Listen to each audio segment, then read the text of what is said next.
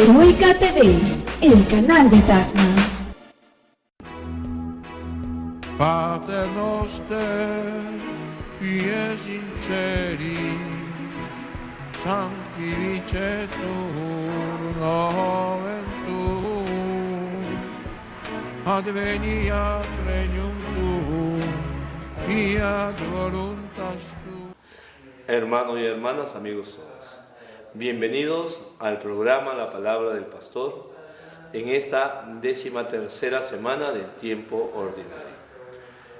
Nos encontramos con la enseñanza de Jesús, una enseñanza muy rica, muy profunda y a la vez expresa su corazón de Padre misericordioso.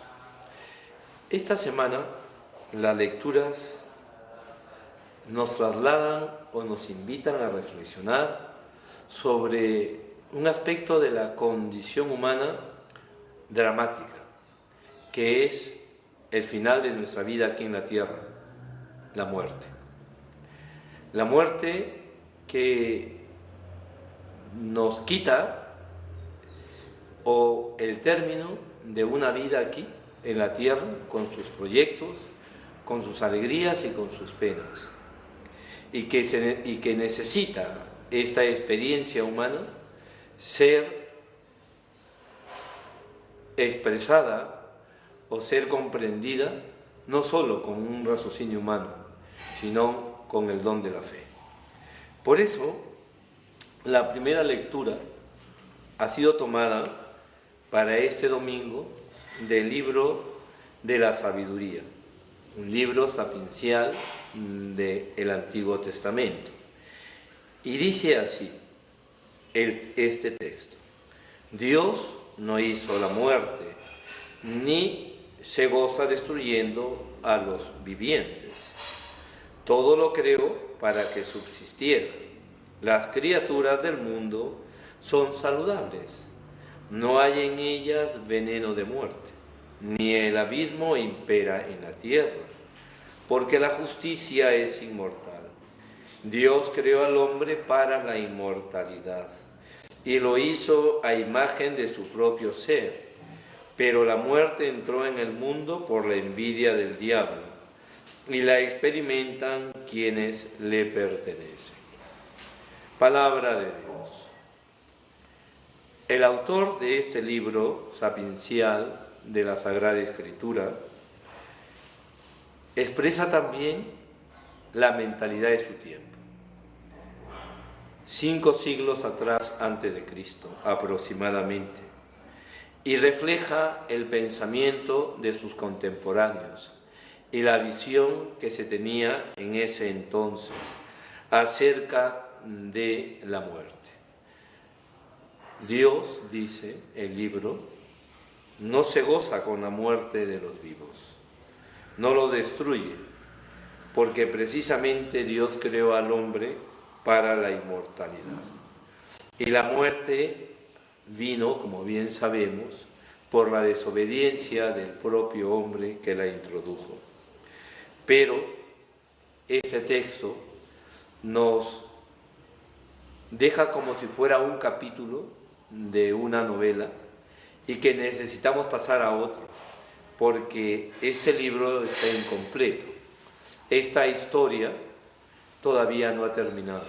Y efectivamente, si podemos considerar cada siglo de la historia de la humanidad y de la salvación como una página de un libro, entonces tenemos que recorrer varias páginas para llegar a la historia de Jesús, a la revelación que Jesús nos hace y poder luego empalmar o entender las enseñanzas del Antiguo Testamento. De hecho, que la postura de un cristiano, de un católico, no es leer la Sagrada Escritura y sobre todo los libros del Antiguo Testamento en sí mismos, sino bajo la inspiración del Nuevo Testamento, porque precisamente la plenitud de la salvación se contiene en los libros del Nuevo Testamento. Los evangelios y las cartas de aquellos apóstoles que escribieron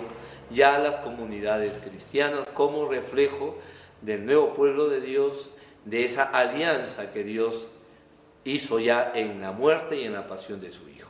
Pues bien, entonces, como volteando las páginas, siguiendo esta comparación, entonces entramos en el texto del evangelista Marcos, que es la lectura secuencial de este año litúrgico, y encontramos dos escenas de curaciones. Una de la hija de un señor llamado Jairo, y luego la curación, yo diría, como que la arranca esta mujer, esta pobre mujer que también sufría de flujo de sangre y que con solo tocar el borde del manto del vestido de Jesús quedó curada. También voy a leer este texto para continuar con esta manera de entender, ¿no? Con esta consideración de la Sagrada Escritura. En aquel tiempo, Jesús atravesó de nuevo en barca a la otra orilla. Una gran multitud se reunió a su alrededor y se quedó junto al mar. Se acercó un jefe de la sinagoga que se llamaba Jairo, y al verlo se echó a sus pies, rogándole con insistencia: mi niña está en las últimas, por favor ven, pon las manos sobre ella para que se cure y pueda vivir. Jesús se fue con él, acompañado de mucha gente que lo apretujaba. Había una mujer que padecía flujo de sangre desde hacía 12 años. Muchos médicos la habían sometido a toda clase de tratamientos y se había puesto peor. Oyó hablar de Jesús y acercándose por detrás entre la gente le tocó el manto, pensando que con solo tocarle el vestido se curaría. Inmediatamente se secó la fuente de sus hemorragias y notó que su cuerpo estaba curado. Jesús, notando que había salido fuerza de él, se volvió enseguida en medio de la gente preguntando: ¿quién me ha tocado el manto? Los discípulos le contestaron: Señor, ¿ves cómo te empuja la gente? Y tú preguntas: ¿quién me ha tocado? Él seguía mirando alrededor para ver quién había sido. La mujer se acercó asustada y temblorosa al comprender qué había pasado. Se le echó a los pies y le confesó todo. Él le dijo: hija, tu fe te ha curado. Vete en paz y con salud.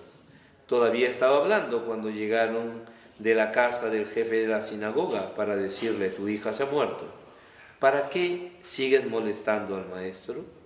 Jesús alcanzó a oír lo que le hablaban y le dijo al jefe de la sinagoga: no temas, basta que tengas fe. No permitió que le acompañara nadie más que Pedro, Santiago y Juan, el hermano de Santiago. Llegaron a casa del jefe de la sinagoga y encontró el alboroto de los que lloraban y se lamentaban a gritos. Entró y les dijo: ¿qué alboroto y qué llanto son estos? La niña no está muerta, está dormida. Se reían de él.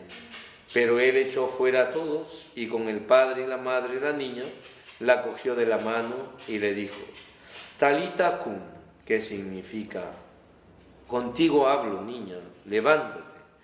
La niña se levantó inmediatamente y comenzó a caminar. La niña tenía 12 años y se quedaron totalmente admirados. Les insistió en que nadie se enterase y les dijo que le dieran de comer a la niña. Palabra del Señor. Bien, lo que destacamos de este texto es la insistencia de Jesús para poder superar la enfermedad y la muerte inmediata e inminente, la fe. Entonces nos habíamos quedado en el Antiguo Testamento, en una de esas páginas, y ahora miramos que para comprender la muerte, precisamente porque la muerte no ha estado en el plan de Dios y no está en su plan, en su proyecto, en su designio, hay que comprender que necesitamos del don de la fe. Las religiones naturales, como otras, siempre se han planteado el problema, el dilema de la muerte.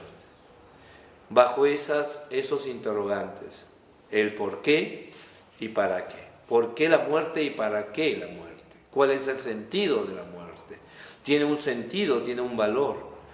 Y cada religión o cada manifestación de religiosidad antes de la revelación ha dado una respuesta. Y ha dado una respuesta no del todo perfecta, no del todo completa, no del todo acabada. Y lo digo esto no porque en mis palabras haya una especie de exclusividad, que solamente la exclusividad la tiene la religión católica, sino porque la revelación, el hecho que Dios haya revelado, es un hecho tan contundente y universal, que nos permite a nosotros comprender tantas cosas que todavía para nuestro entendimiento continúan siendo un misterio. Y este es uno de ellos. Por eso, el texto que se ha elegido del Evangelio para poder dar respuesta al primer texto de la lectura, de la primera lectura de la misa de hoy, nos habla que Jesús elogia a aquella mujer que le expropió, que le robó el milagro, por decirlo de alguna manera, solamente con la idea de que tocando el borde de su manto ella se curaría. Y Jesús le elogió: grande es tu fe. Y luego a Jairo, el jefe de la sinagoga, una vez que le informan que su hija ha muerto, le dice: basta que tengas fe. Ya estaba muerta. De hecho, que cuando llega a la casa y Jesús le dice: ¿por qué estos llantos? La niña no está muerta, duerme. Todos se burlan de él, porque todos sabían que la niña había fallecido ya, algunas horas atrás. Y Jesús la resucita. Entonces, el don de la fe. Volvemos a tratar un tema fundamental. ¿Para qué nos sirve la fe? ¿Qué es la fe? La fe es un don que Dios concede. Es un regalo. Y es a la vez que es un regalo, es un acto. O sea, yo recibo un regalo y este regalo yo lo tengo de alguna manera que producir. Es como unas semillas, por decirlo de alguna manera, que recibo, pero estas semillas tienen que ser sembradas para que fructifiquen. ¿De qué me sirve que me hayan regalado esas semillas cuando las tengo guardadas y no las siembro? La fe es lo mismo. Pero es evidente que aquí hay una cosa muy importante. ¿La fe para qué sirve? Para vivir en este mundo, para que no nos pase nada, para hacer siempre oraciones, que el Señor nos cuide, que el Señor evite los males en nosotros, que nos libre de toda tentación y nos cure de los males, de las enfermedades del cuerpo. O también la fe sirve para que pidamos que el Señor nos libre de las enfermedades del alma. Y aquí está el punto principal, el eje de toda la cuestión de esta consideración en torno a la muerte. La muerte viene muchas veces, nos morimos, la gente se muere, en muchos de los casos, por enfermedades y por accidentes u otras causas. Y siempre en nuestra oración está que el Señor realice algún milagro que nos libre de esa enfermedad que nos conduce a la muerte. ¿Verdad? Es así. Pero también puede ser que viviendo la vida física, la vida humana, estemos muertos en vida, porque el alma está muerta. Y el alma la ha matado el diablo, porque dice la lectura de la sabiduría que la muerte ha venido por la envidia del diablo. Porque el diablo no puede aspirar a más. En cambio nosotros sí. Y lo que le interesa al diablo no es matar el cuerpo, lo que le interesa al diablo es matar el alma. Pero nosotros estamos muy obsesionados con el cuidado del cuerpo y no con el cuidado del alma. Ese es el problema, ese es el gran problema. Entonces, para nosotros, la vida aquí, en la tierra, es fundamentalísimo. Y la vida en el cielo, bueno, ¿cómo será? Somos como un poco irresponsables. Entonces, el Señor ha demostrado algo importantísimo, que el creer en Él es creer en el Señor de la vida y de la muerte, que Él venció la muerte con su muerte porque ha resucitado. El Señor es el Dios de la vida, pero es una vida que no termina aquí. Dios no nos quiere sanitos orondos como animalitos, perdonen la expresión, bien sanitos, como para que nos lleven al mercado y gozando de una espectacular salud y ya está. Y aquí termine todo. Dios nos ha prometido, además de eso, siempre que sea conveniente y para nuestra total salvación, nos ha prometido la salud total, que nadie la puede dar, ningún médico. Pero ahí está el punto. El punto está en que muchas veces nuestras opciones en esta vida no concuerdan con una opción trascendental y fundamental. Parece ser que nuestro concepto, nuestra comprensión de quién soy y para qué estoy no es del todo profunda. Necesitamos que Dios nos dé esa luz para poder entender, para poder comprender que el paso hacia Dios es un paso que está previsto y que de hecho lo voy a dar tarde o temprano. Lo peor de todo es morir sin darme cuenta de a dónde voy. Creo que esta es la gran lección que el Señor nos enseña en este domingo, a través de esta primera lectura como la del Evangelio, sin despreciar ni una ni otra cosa, y ahí está el punto. Somos ciudadanos de esta tierra, extendiendo el reino, cuidando este mundo. Hace poco el Santo Padre nos ha escrito esta encíclica maravillosa, Laudato Si, tomado de las primeras expresiones del himno de San Francisco, que es el canto de las criaturas. Alabado sea mi Señor por el hermano cielo, por la hermana luna, por la hermana tierra, etcétera, etcétera. Entonces, no hay aquí una especie de una disyuntiva, o el cielo o la tierra o el cielo, o el cuerpo o el alma. Son los dos, pero que tienen una supremacía, un valor, la razón trascendental de mi vida. Porque entonces, ¿en dónde me diferencio con los otros seres? De alguna manera, los otros seres que no son racionales están reclamando que nosotros nos comportemos como tales, cada quien en su sitio, por decirlo, en esa escala, porque de esa manera podríamos defender esta casa común de la que habla el Papa. De alguna manera, esa manera de aferrarse a una vida aquí de una forma tan obsesiva y posesiva nos hace querer poseer las cosas de este mundo, como que si las cosas de este mundo nos pueden dar todo, y de ahí viene todo ese afán de poseer y de consumismo, de tal manera que creamos ese desequilibrio y hay ese desbarajuste, ese desorden, ese caos en que el hombre desaforadamente y desordenadamente busca la felicidad a costa de atropellarse a sí mismo y atropellarse los bienes creados.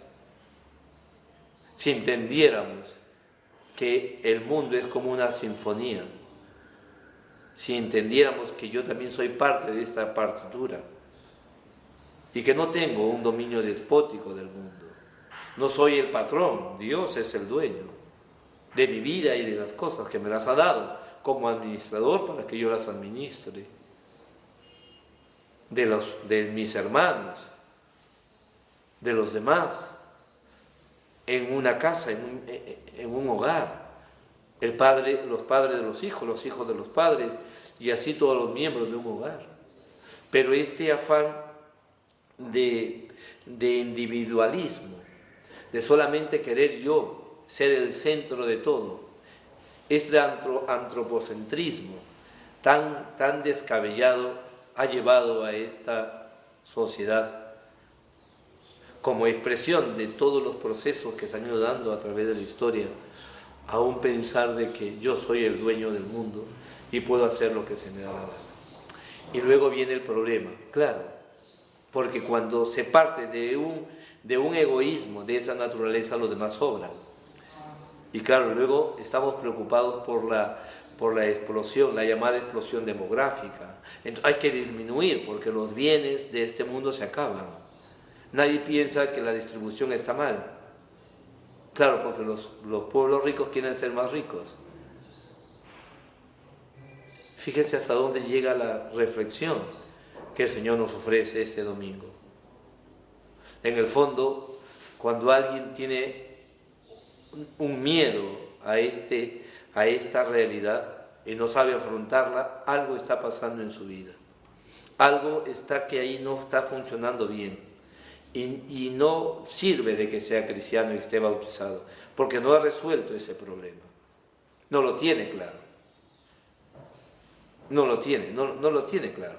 Por eso que las opciones que muchas veces toma desde esa perspectiva, como que la dimensión humana es lo máximo y no hay más. En su horizonte no hay trascendencia. La ha cortado, la ha cegado totalmente.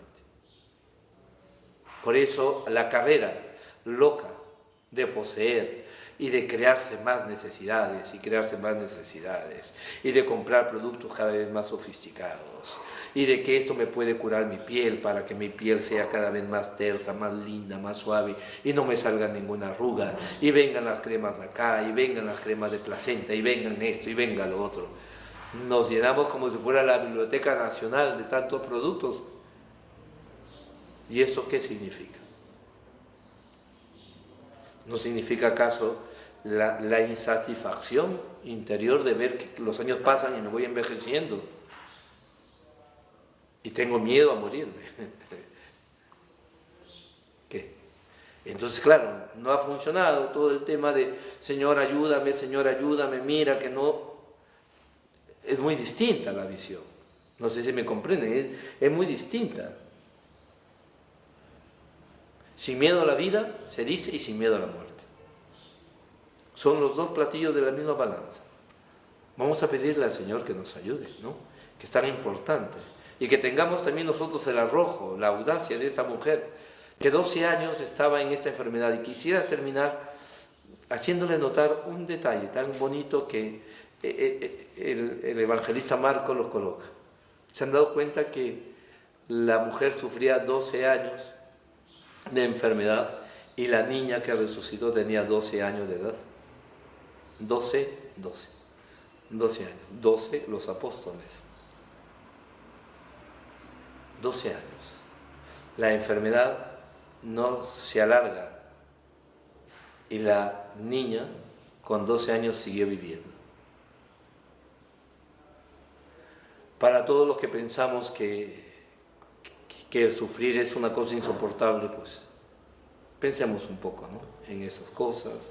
Démosle gracias al Señor, tanta enseñanza que proviene de Él y que nos ayuda a vivir cada día mejor. Dios me lo bendiga a todos. Ahora les imparto mi bendición. Y la bendición de Dios Todopoderoso, Padre, Hijo y Espíritu Santo, descienda sobre ustedes y permanezca para siempre. A todos ustedes, mis queridos hermanos de la diócesis de Tacna y Moquegua, de Hilo, de Moquegua y de Tacna, mis saludos cordiales y mis bendiciones de su Padre y Pastor. Hasta la próxima semana. Pater noster, pies in celi, sanctificetur nomen tuum, adveniat regnum tuum, fiat voluntas tua.